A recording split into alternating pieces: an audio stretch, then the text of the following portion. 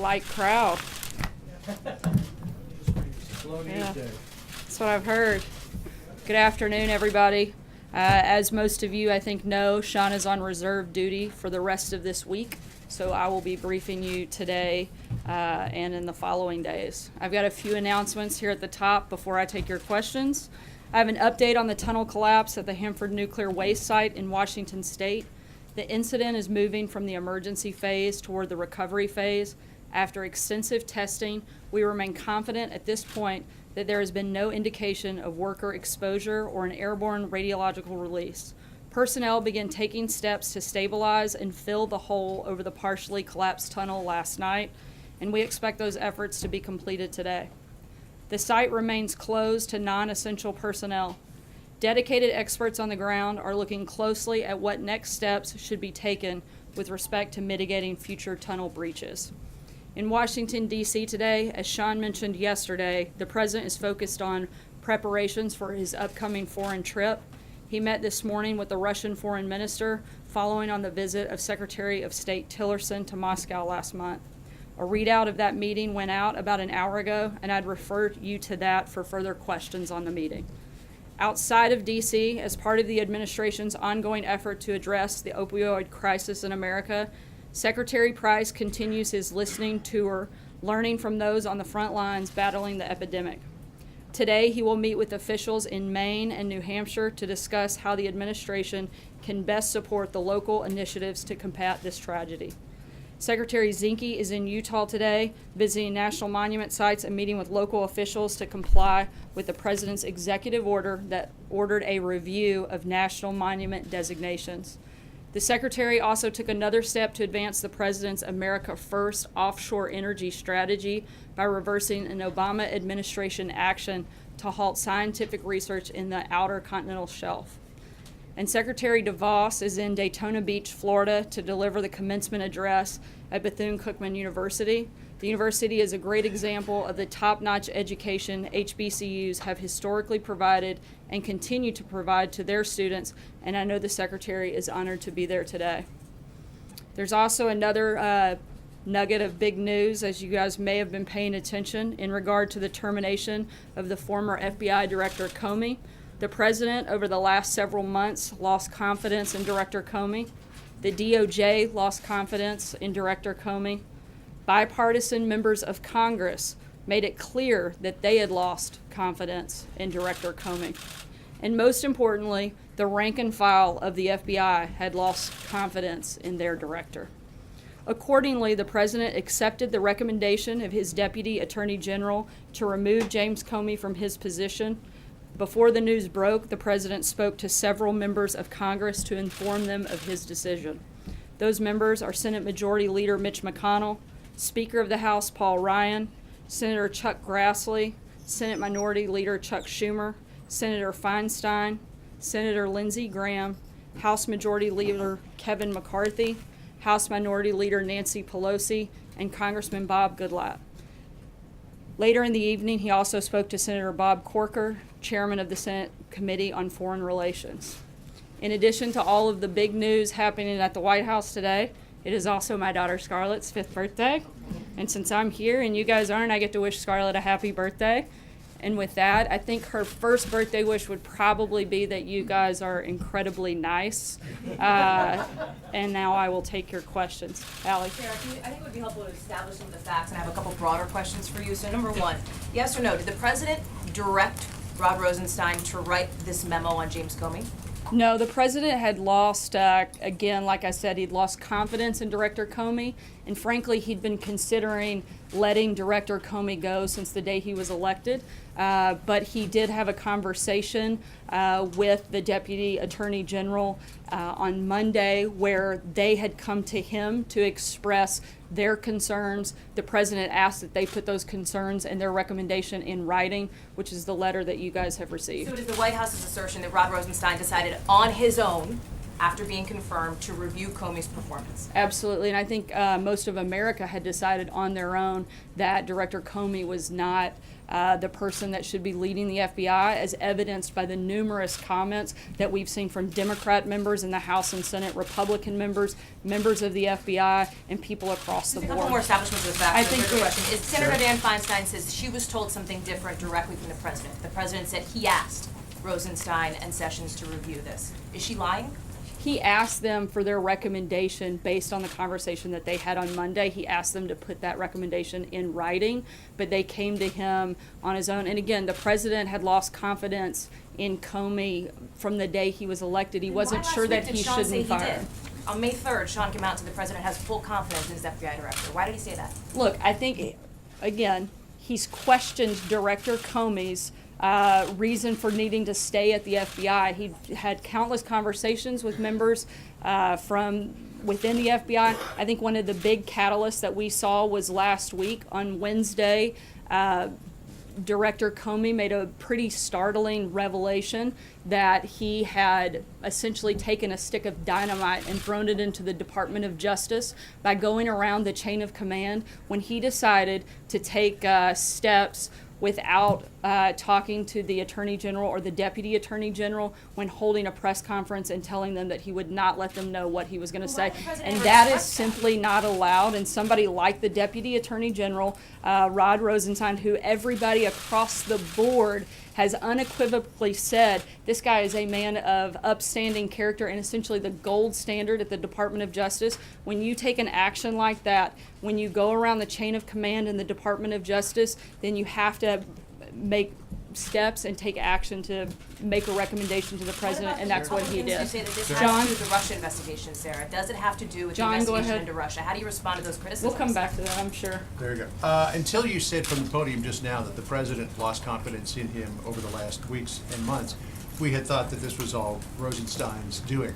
When was it that, and I have a follow-up, when was it that the president lost confidence in James Comey? What was the tipping I think point? it's been an erosion of confidence. I think that Director Comey has shown over the last several months and frankly the last year a lot of missteps and mistakes. And certainly I think that as you've seen from many of the comments from Democrat members, including Senator Schumer, they didn't think he should be there. They thought he should be gone. Frankly, I think it's startling that Democrats aren't celebrating this since they've been calling for it for so long. John, Well, hang on. Oh, follow up. Yeah, don't forget. And I have another one I need to ask you too, but I just think this is two-question limit around here, right? follow on that. You said that he made a lot of missteps and mistakes. Back at the end of October, this president was applauding the FBI director when he reopened the investigation into Hillary Clinton's email. So he seemed quite happy with him at that point. What changed? Well, I think the president's position, one, he was a candidate for president, not the president. Those are two very different things. Once you take over leading the Department of Justice, that's very different than being a candidate in a campaign. As you guys all know, there's a very clear distinction between those two things. I think also having a letter like the one that he received and having that conversation that outlined the basic just atrocities in circumventing the chain of command in the Department of Justice. Any person of legal mind and authority knows what a big deal that is, particularly in the Department of Justice, particularly for somebody like the Deputy Attorney General who has been part of the Justice Department for 30 years and is such a respected person. When he saw that, he had to speak up on that action, and I think that was the final catalyst. And just a real quick question on the meetings of this morning. The president is accused by Democrats of trying to circumvent the Russia investigation by firing Comey. He meets with the Russian foreign minister and the Russian ambassador to the United States. He's accused of being Nixonian. He meets with Richard Nixon's Secretary of State. The timing of all of this, is it just ironic, or is this the president poking a finger in his critic's eye? Look, these were meetings that have been on the books for a while. They didn't just happen this morning. There's not a a strategy to go after the Democrats on this. I think, frankly, the saddest thing is that the Democrats are trying to politicize and take away from something that the president should be doing. He should be meeting with the foreign minister. He should be meeting with people like Kissinger. And for them to try to attack him for doing his job, maybe they should spend a little more time doing their jobs, and we wouldn't have all the problems that we do. Jonathan. Sir, isn't it true that the president had already decided to fire James Comey, and he asked the Justice Department to put together the rationale for that firing? No. When did he make the decision?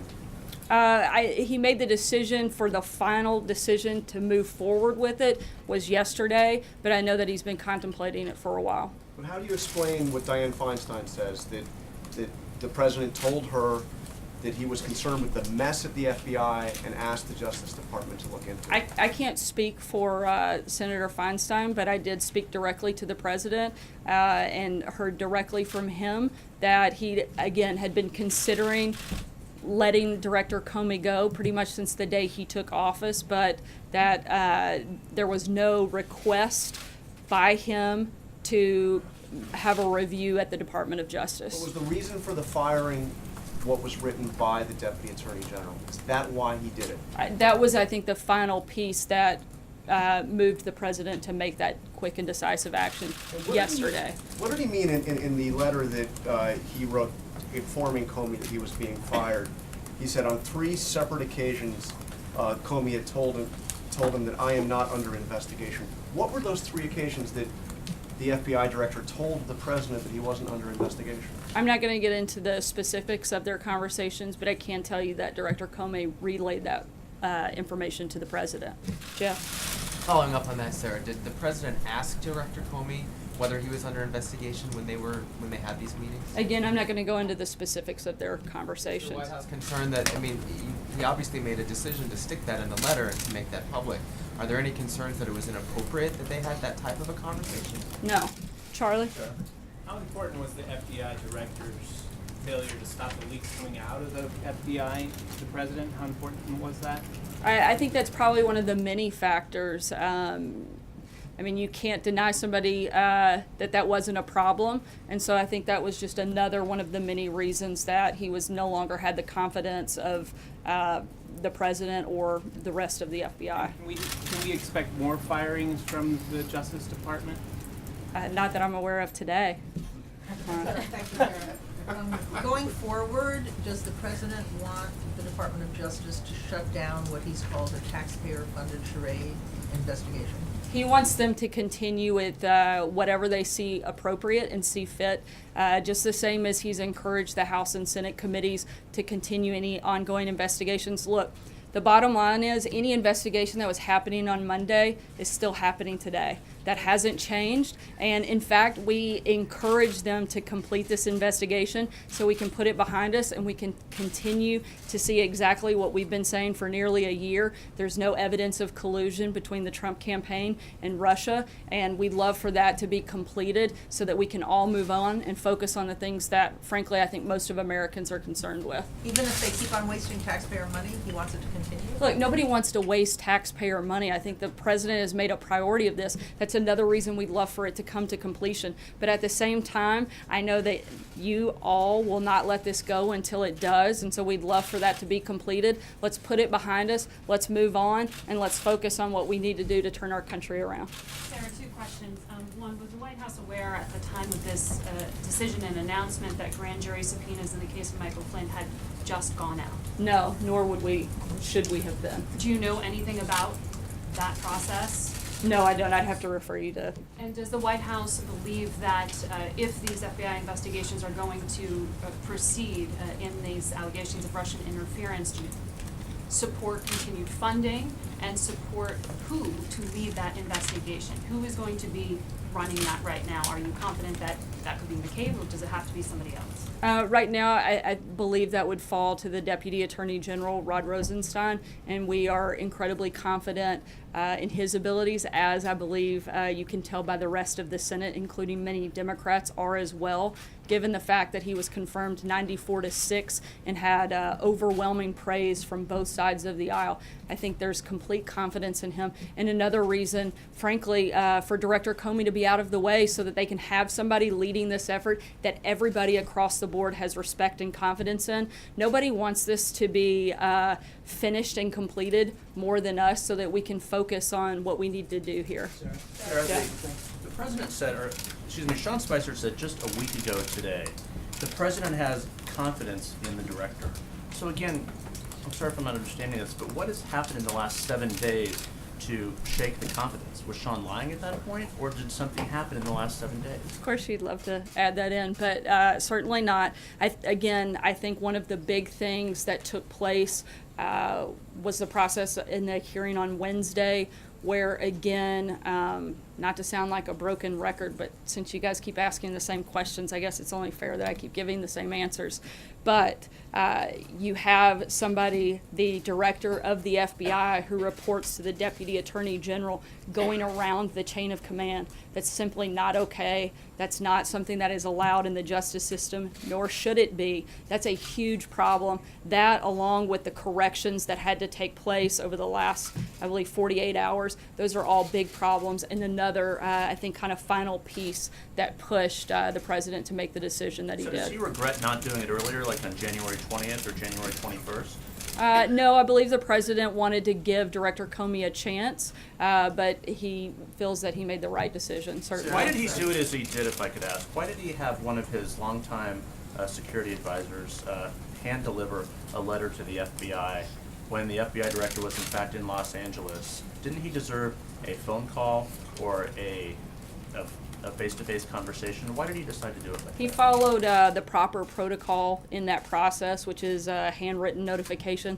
And at the same time, no matter how you fire someone, it's never an easy process. And he felt like following protocol was the best thing to do. Does he plan to speak to him? I'm not aware of that conversation. Was the president aware that James Comey asked for more resources in the Russia investigation, and did that factor into his decision to get rid of Mr. Comey as director? Not that I'm aware of, and I think that would be a better question for the Department of Justice. Can I ask a follow-up? On the campaign trail, President Trump frequently said, lock her up, and he criticized the Department of Justice for not being harsh enough on Hillary Clinton. He actually praised Director Comey in October for having the guts to reopen the investigation. Why was he moved by a letter that said that Director Comey was, if anything, too harsh on Hillary Clinton? Why did that move the president to fire him? Again, I think you're looking at two very different positions. The president was wearing a different hat at that time. He was a candidate, not the president. Those circumstances certainly change when you become the president. And again, when you go around the chain of command in the Department of Justice, when you, like I said before, throw a stick of dynamite into the Department of Justice, that's a big problem and one that cannot be ignored. We already knew that, didn't we, Sarah? I mean, we already knew what Mr. Comey had done. I think that this was, my understanding is Wednesday was the first time the director had openly and publicly made that statement and made that clear. Sarah? The statements today on the President's meeting with Prime Minister Lavrov did not include anything on the reported incidents of violence in Chechnya against people in the LGBT community. Is the reason why that was included in the readout because the President is not informed on the issue?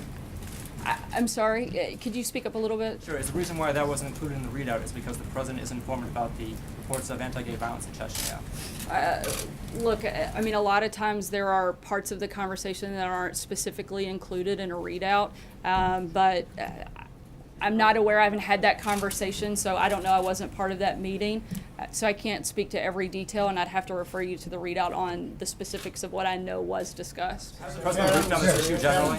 Has the President been briefed on this issue generally? That's something I'll have to get back to you on. I'm not 100% sure.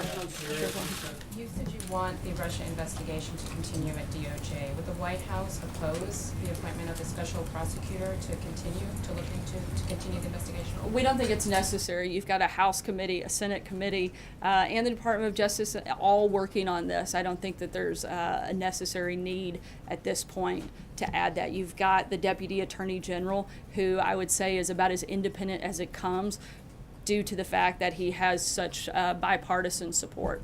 Sarah, what gives you such confidence that rank and file within the Bureau lost faith in the FBI director? There's a special agent who's inside, who wrote us, who said, the vast majority of the Bureau is in favor of Director Comey. This is a total shock. This is not supposed to happen.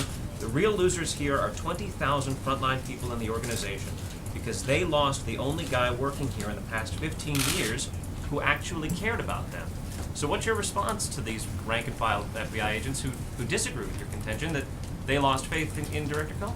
Look, we've heard from countless members of the FBI that say very different things. In fact, the president will be meeting with acting director McCabe later today to discuss that very thing, the morale at the FBI, as well as make an offer to go directly to the FBI if he feels that that's necessary and appropriate, and will certainly provide further information on that meeting The for you organization guys. that represents FBI agents is asking for a voice in the selection process of Mr. Comey's successor. Is that something the president supports?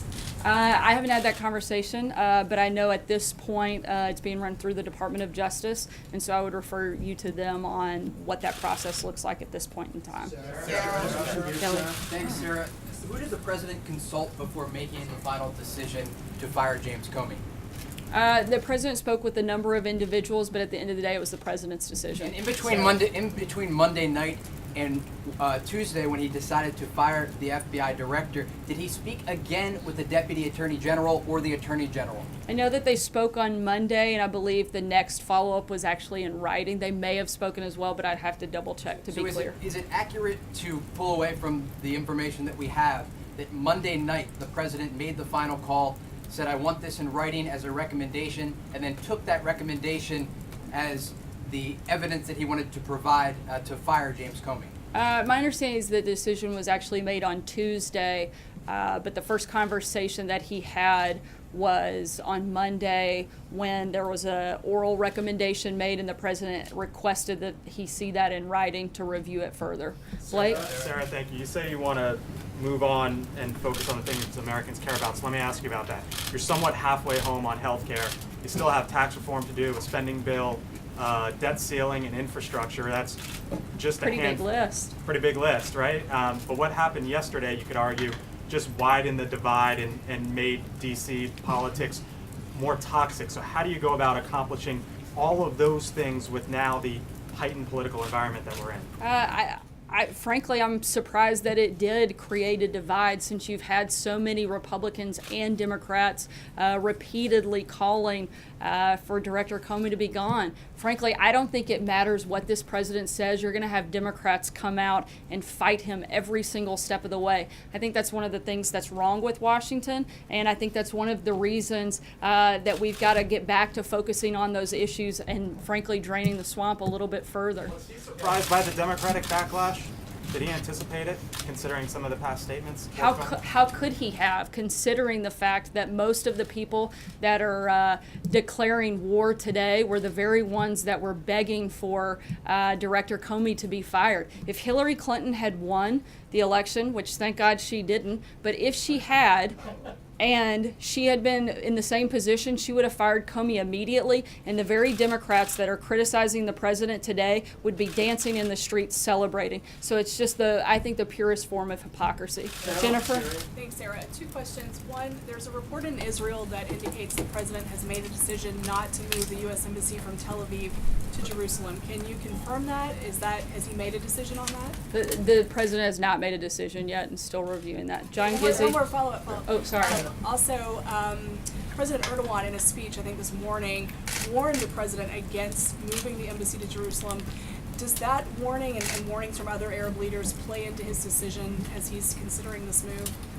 I'm not going to get into the decision-making process here. All I can tell you is that he's still reviewing it, and as soon as we have a decision, I know we'll be happy to report back to you guys. John? Yeah, thank you, Sarah. 2 questions, both related to the selection of a successor to Director Comey. When President Carter chose an FBI director, he had a blue ribbon panel advising him. Presidents Clinton, Obama interviewed several candidates. Is the president going to follow this pattern or does he have some individual in mind at this point? Right now, I know that there are several individuals being considered, and the first step will be determining the interim director, and that is being handled through the Department of Justice, and so I would refer you to them for right now. And the other question I was going to ask Oh was... yeah, I forgot, you've got two. I've got two, and I'm pretty nice, Charlotte, aren't I? Scarlet, but that's okay, that's okay. He doesn't get a question anymore. He's not, yeah, it's a southern thing, maybe. Her daughter. Her daughter. Who's had a birthday. But, Just want to make sure we got that in again. Happy birthday, Scarlett. Scarlett.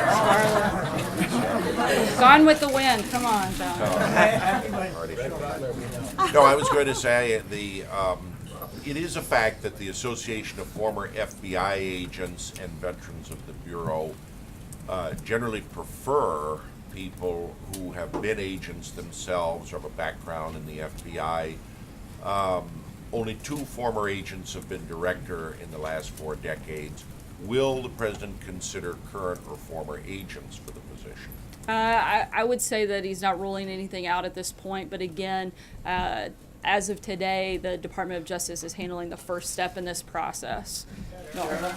Should the Attorney General, who has recused himself from the Russia investigation, have any role in the selection of a successor? And given the fact that in his 100-day interviews, the president himself said he had confidence in Director Comey, at this podium, the American people were told he had confidence in Director Comey. Can people take at face value what the president says about personnel issues like this, or his views on things, if just 2 weeks later he's out? Absolutely, you can take full confidence in the words of the president. In terms of whether or not Attorney General Sessions should have a role, look, the FBI is doing a whole lot more than the Russia investigation. I know everybody in this room and probably most of the media around the world would like to think that's the FBI's sole responsibility, but that's probably one of the smallest things that they've got going on their plate in the 20,000 employees that work there, and so he should absolutely have a role in seeing who runs that agency and that department. Zeke? Hi, Sarah. Does the president have confidence in the acting director? Yes, he does. Okay. And secondly, you mentioned earlier that you're encouraging the FBI to move on from the Russia investigation. Is it appropriate for the White House to be directing the FBI what to do with any investigation they're currently investigating? I don't think that that was the nature or the intent of my comment. It wasn't to direct the FBI, but I think it's simply we're fully compliant with helping this process move along. We'd like to see it completed so that, frankly, all of us can move on and focus on things that Blake listed earlier, like tax reform, like health care, like infrastructure. Those are big programs, big priorities for this administration, and frankly, what we'd like to be the #1 thing that we're talking about here today, every single day, is not FBI investigations, but things that, frankly, affect American voters and American taxpayers every single day. Sarah? What exactly precipitated the Monday meeting? Was that because of the hearing last week and what he said there, or did the Monday meeting with the president have the DOJ officials come out of a longer process of consideration of Comey? The Department of Justice officials were here for other business, not specifically to meet with the president on that. The topic came up and they asked to speak with the president, and that's how it moved forward. Previously talked to Attorney General Sessions or Deputy Attorney Rosenstein about the possibility of going this way with Comey? Not that I'm aware of, no. Did it come up in the confirmation? Sarah? I'm sorry? Did it come up in the discussion process before the confirmation, when the president was considering nominating Rosenstein? Did he talk about Comey with Rosenstein then? No, not that I'm aware of. Mike? The president's statement that he talked to Comey about whether or not he was being investigated raises several questions. Can you talk about why you're not willing to add any more to that, about who asked for that and why that was discussed? Who asked for what? I'm sorry. About whether or not the president seems to be trying to exonerate himself in this. I mean, can you talk about why he won't add any more to what that conversation was, how that took place, when it took place? I think that was, The 3 occasions, you said you'd clarify those 3 occasions and who initiated. yeah, again, I'm not gonna get into the specific details. I'll check and see if we have follow-up on that, but at this point, I'm not gonna comment any further than what was spelled out in the letter. I'm sorry? Why was it in the letter? If you don't want to clarify or comment, why was it put in the letter in the first place? Look, I think it was something that, far above my pay grade was decided to be included, and again, I'm not gonna get into the specifics of that. Thanks, guys, so much.